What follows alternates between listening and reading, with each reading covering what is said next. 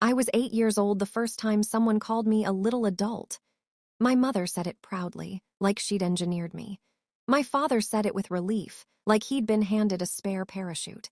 My siblings, Paige and Aaron, didn't notice. They never had to. By the time I turned 12, I was packing school lunches, reminding Aaron to finish homework, braiding Paige's hair, and scheduling my mother's dentist appointments because you're so organized, Nora. I didn't think it was strange. I thought it was normal. Children believe whatever they're trained to believe. The world doesn't get quiet for people like me. It just gets heavier. At 17, the night before my AP exams, my mother burst into my room crying because Aaron had crashed the car. My father yelled my name from the kitchen, demanding I help talk sense into him. I remember staring at my calculus review sheet, then at my backpack, then at my trembling reflection in the mirror. I hadn't realized yet that children shouldn't be emotional shock absorbers. I just wiped my mother's tears, cleaned Aaron's wounds, finished the insurance paperwork my father didn't want to deal with, and stayed up until 4 a.m. studying. I still scored the highest in my class. No one congratulated me, but everyone thanked me for fixing the car situation. That's when I learned the first rule of my family. My accomplishments belong to me. My burdens belong to everyone else. By 25, I had 2 jobs, a degree, and an apartment I barely slept in because I was always at my parents' house solving something. Paige never kept a job for longer than 3 months. She cried, begged, screamed, manipulated. My mother always gave her soft landing after soft landing. "She's sensitive," my mother would say. And then she'd turn to me. "You're strong, Nora, help her." Aaron, he was a walking crisis. Always trying, always failing, always promising he'd get better tomorrow. Tomorrow never came, but I showed up, every time for all of them. Back then I thought helping was love, now I know it was survival. And then out of nowhere, after years of being invisible, my boss called me into his office and offered me a promotion. A big one, a life-changing one. Nora, you'd move to Denver and lead your own team, one. I didn't cry, but something inside me did. Something that had been begging for air for decades. I rehearsed how I'd tell my family. Maybe they'd be proud. Maybe they'd say, "You deserve this." Maybe they'd see me. Sunday dinner smelled like garlic bread, wine, and tension. My mother was already pacing. Paige was on the couch scrolling through Instagram. Aaron was in the backyard smoking, pretending he had deep thoughts. I sat at the table. My hands trembled under the wooden surface. "Mom, Dad, I have something to tell you," but I didn't get the chance. Paige burst into tears at that exact moment. "I'm getting evicted," she cried, "and I need you to co-sign my new lease like now." Aaron came in from outside. "Nora, I need $3,000 for legal stuff. It's urgent." My mother clapped her hands. "Nora, honey, you'll take care of everything." No one looked at me. No one asked if I was okay. No one asked what I wanted to say. When I opened my mouth again, my mother held up a hand. "One crisis at a time, Nora." But the crisis was me. Finally, I pushed out the words. "I got promoted." The room froze. For 1 second, I hoped. Then my father exhaled loudly. "You're not moving anywhere. We need you here." Paige sniffled. "Can't you just wait until we're stable? You always put family first." Aaron scoffed. "You're seriously leaving us for what?" "A job," my mother said the sentence that shattered everything.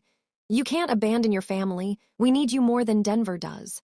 And there it was, my worth, my purpose, my role: serve, sacrifice, stay quiet. Somewhere deep inside, something cracked. And in that crack, a whisper formed. What if I stop fixing everything? The day after that dinner felt like gravity had shifted sideways.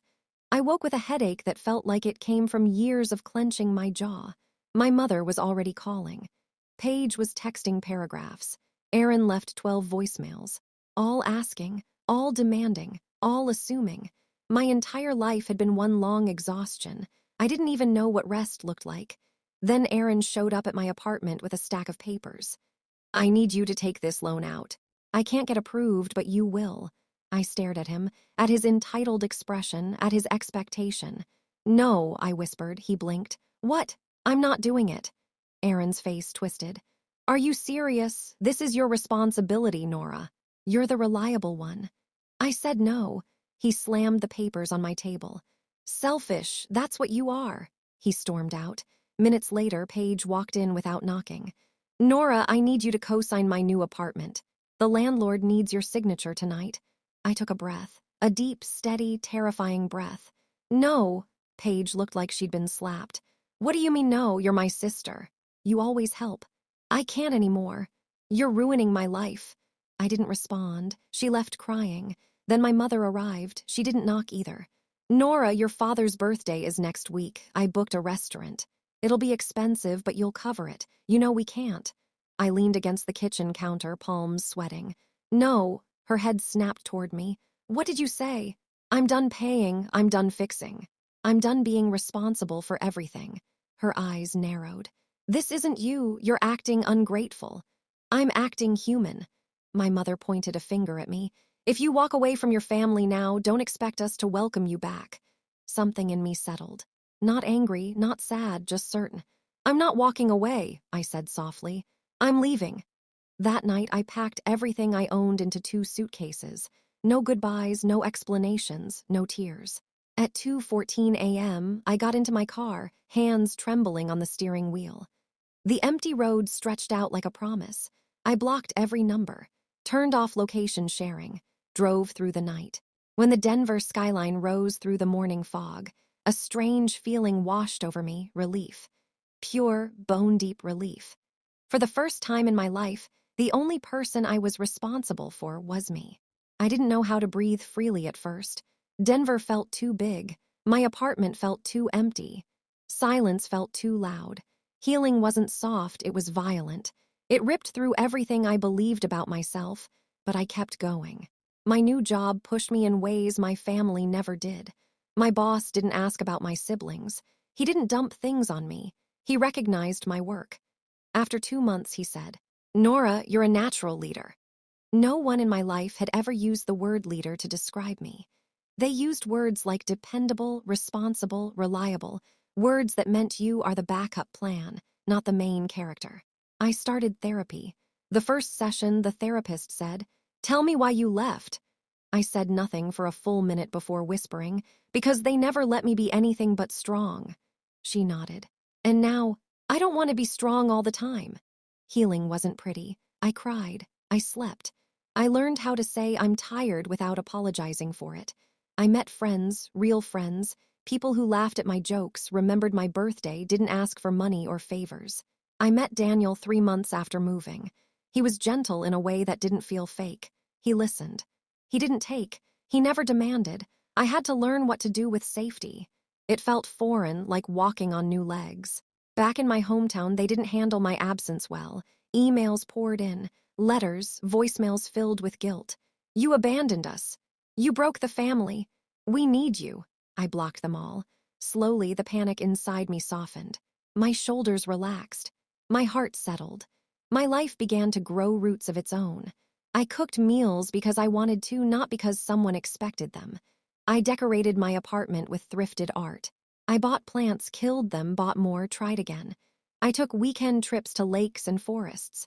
I took photos of things I found beautiful, sunsets, raindrops, old bridges. I wasn't repairing anyone. I wasn't sacrificing myself. I wasn't drowning. I was finally living. Then, 11 months after I left, my phone rang from an unknown number. My father's voice cracked through the speaker. Nora, please. We're losing everything. And just like that, the past came knocking.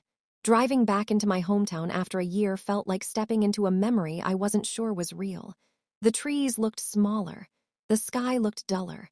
Everything felt faded. The house I grew up in, the house that once felt like a cage wrapped in wallpaper, looked worse than I imagined. The lawn was dead, paint peeled from the siding. The curtains hung crooked. When I walked inside, the air smelled like dust and old decisions. My mother sat at the kitchen table, thinner, frailer. My father looked exhausted, gray-haired, sunken-cheeked. Paige looked like she hadn't slept in weeks. Aaron looked angry, at the world, at himself, at life. They all turned to me as if I were the cure. My mother clutched her chest dramatically. Oh, thank God you're here. You're going to fix this. Paige started crying. You left and everything fell apart. Aaron muttered. We can't do anything without you. My father whispered. We need you, Nora. For the first time in my life, I saw clearly they weren't incapable. They were untrained, and I was their crutch. They only knew how to lean, not how to stand. I sat at the table. No tears, no shaking, no guilt. "Tell me what happened," I said. The stories spilled like broken faucets. Paige had been fired twice. Aaron's legal trouble snowballed. My mother's health tanked from stress. My father took out loans he couldn't repay. The house was in foreclosure. They had no plan, no savings, no stability, just expectation. Nora will save us. Nora always saves us. My mother gripped my hand. "You're back now. You'll put everything right." The old Nora, the girl they raised as a lifeboat, would have said yes. But the woman who sat there now, she had learned the cost of drowning for others. I pulled my hand away. "No," I said softly. My mother blinked. "No, what? I'm not fixing this." The room shook with their disbelief. "You have to," Paige shouted. "You're our sister," Aaron yelled. "You are abandoning your family," my mother cried. "You are breaking us," my father whispered. I looked at each of them. "I'm not abandoning you," I said. "I am freeing myself." My mother slammed her fist on the table. "This isn't you. You were the dependable one." "I'm not responsible for your choices," I replied. Paige sobbed. "We can't do life without you." "You never tried," I said. Aaron scoffed. "You think you're better than us now?" "No," I said softly. "I think I'm finally me." My mother's voice dropped to a dangerous whisper. "If you walk out that door, we are done." I stood. "You ended it years ago when you taught me my only value was sacrifice." And I walked out. For the first time ever, no one followed. The drive back to Denver felt different this time. The sky was too bright, the air too thin, the world too loud. I kept replaying the kitchen table scene in my head like a movie I didn't remember filming. Every expression, every accusation, every plea. But instead of guilt rising in me, something else did. Certainty. They wanted me to fix a house that was falling apart long before I left. They wanted me to glue together walls they cracked, clean up messes they created, carry weight they refused to lift. I used to mistake that for love. Now I recognized it as dependency.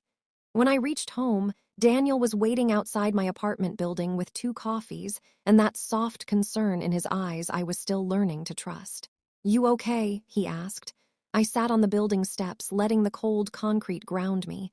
"They wanted me back," I said. "Of course they did," he whispered. "Chaos misses its anchor." I leaned my head on his shoulder. "I told them no." Daniel didn't praise me. He didn't say he was proud. He didn't make it about him. He simply wrapped his arm around me and said, "Good." The next day, a letter arrived, handwritten, shaky. It was from my father. "Nora, we don't know how to survive without you. Please help us. Your mother won't stop crying. Aaron says he's hopeless. Paige refuses to get out of bed. Please come home. We can't function without you." The words felt familiar. They were the same words they used when I was 10, 15, 25. I folded the letter and placed it in a drawer. I didn't throw it away, but I didn't reply. 2 nights later, someone knocked on my apartment door. I opened it expecting Daniel. Instead, I saw Paige. Mascara smeared, breath shaking, hair pulled into the kind of messy bun that wasn't aesthetic, it was survival. "What are you doing here?" I whispered. She didn't answer. She just threw her arms around me, sobbing against my shoulder. "I can't do this," she choked out. "I can't do life alone. You're supposed to help me." I gently pulled away. "Paige, I can't be your rescuer anymore." "You have to," she snapped. "You're my sister." I steadied my voice. "I'm your sister, not your insurance policy." She looked stunned, like no one had ever told her she had responsibilities to herself. She swallowed hard. "I don't know how to do anything." "I know," I said quietly. "And that's the problem. You never learned because I always did it for you." Paige sank onto the couch. "So what? You're just going to leave us drowning." "No," I said, sitting beside her. "I'm going to let you swim. You can hate me for it if you want. But this is the only way you learn." She stared at her hands, hands that had never held anything heavy. After a long silence, she whispered, "I'm scared." It was the first honest confession I'd ever heard her make. I touched her arm. "Being scared doesn't make you weak. Staying helpless does." Paige cried harder, but this time it sounded different, less manipulative, more real. When she left, I realized I wasn't the villain of the story. I was simply no longer the sacrifice. The weeks after Paige's visit were unexpectedly quiet. No desperate letters, no guilt-laced voicemails, no surprise knocks on my door. Silence, for once, wasn't a threat. It was peace. Work was thriving. My team trusted me. My boss respected me. I was leading projects I couldn't have imagined a year ago. People asked for my opinion, not because they needed something from me, but because they valued it. I didn't know how much I needed that until I had it. Daniel and I continued growing gently, slowly. He never rushed me. He never demanded explanations or emotional labor. He didn't need saving. We spent weekends hiking, trying local food trucks, and watching old movies. Once, when I apologized for not answering his text for hours, he just laughed. "You don't owe me constant access," he said. "I'm here because I want to be, not because I expect anything." That sentence felt like learning a new language, one where love wasn't measured by sacrifice. My therapist, Dr. Levine, once asked, "Who are you when you're not fixing?" I didn't know how to answer then, but over time the answer emerged slowly. I was someone who enjoyed photography so much that I saved for a new camera lens. Someone who liked spicy ramen, even though my mother said it wasn't ladylike. Someone who loved running in the early morning when the world was still quiet. Someone who could sleep 8 hours without waking in panic. Someone who could say no without crumbling. I was becoming a person, not a tool. One evening, I received a call from an unknown local number. I hesitated before answering. It was Aaron. His voice was tight, embarrassed. "Hey, I got a job," I blinked. "What?" "Yeah, like a real job, manual labor. It sucks, but I'm doing it." I waited, unsure of what he wanted. "And I wanted to say," he paused. I heard him swallow pride like poison. "I'm sorry for everything." My chest tightened, not with guilt, but with something else. Relief. "Thank you," I whispered. He exhaled shakily, like he'd been holding his breath for a year.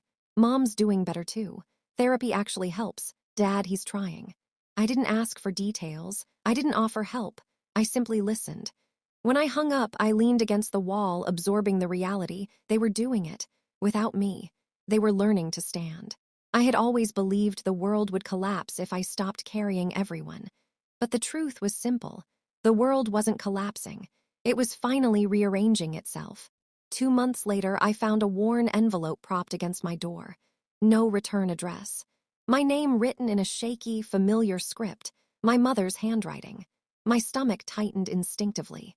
Even now, even after all the healing, old reflexes survived. Anticipation, guilt, fear. Daniel noticed me frozen in place and came over quietly. "You don't have to open it," he said softly, but I did, because I wasn't that fragile girl anymore. I opened the envelope gently. Inside were 3 separate letters, one from my father, one from Paige, one from my mother. My father's letter came first. "Nora, I spent years relying on you because it was easier than facing my own failures. Your leaving forced me to grow up, forced all of us to. I am sorry, truly." I set the letter down. My hands trembled, not with pain, but release. Paige's letter was short. "I'm ashamed of who I was. I'm getting better because you stopped letting me be helpless. Thank you for leaving, I mean it." I exhaled slowly.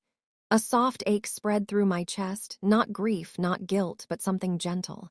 Finally, the last letter, my mother's. "Nora, I didn't know how to love you without using you. I learned that too late. But I'm learning now. I hope someday I can earn a place in your life again. At your pace, not mine." I read the letter 3 times. Not once did she guilt me. Not once did she demand anything. Not once did she use the word "oh." It felt like sunlight breaking through years of cloud. Daniel wrapped his arms around me from behind. "What do you want to do with them?" he asked. "I don't know," I whispered, "but I know what I don't want." "What's that?" "To go backward." He kissed the top of my head. "Then you won't." For the first time, I believed him. 1 year after the night I left, I hosted a small Christmas dinner. My Denver apartment wasn't huge, but it was filled with warmth, twinkling lights, mismatched mugs, a Christmas tree decorated with ornaments my friends brought. Daniel helped me set the table, laughing as Juniper the cat kept pawing at the napkins. My friends from work arrived. My neighbor brought cookies. My hiking group brought wine. This wasn't the family I was born into. It was the family I built. Halfway through dinner, my phone buzzed. a number saved under Mom. I hesitated. Daniel squeezed my hand. "You're safe. Answer if you want." So I did. "Nora," my mother said softly. I could hear clinking plates, murmured conversation, my old home still alive but no longer mine. "Merry Christmas," I said. "Merry Christmas," she whispered. I wanted you to know we're okay. We're trying. Aaron has a steady job.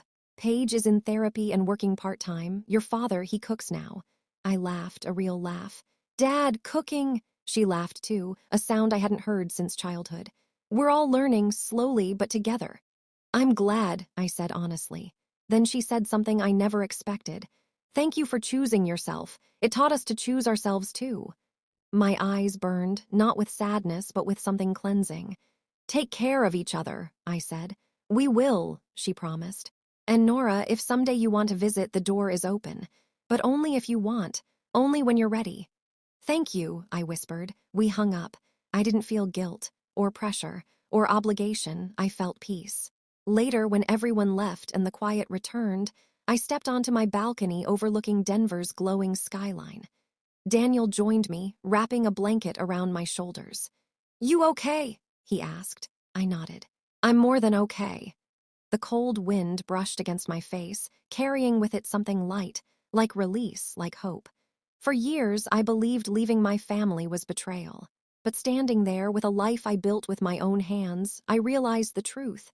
I didn't abandon them. I stopped abandoning myself. I found my voice. I found my boundaries. I found my strength. And in doing so, I gave everyone in that house the chance to finally grow. The stars were bright that night, scattered across the sky like tiny promises. I whispered into the quiet. They thought I'd break without them. But when I stopped saving them, I finally saved myself. And for the first time, I believed I deserved everything good that was still coming.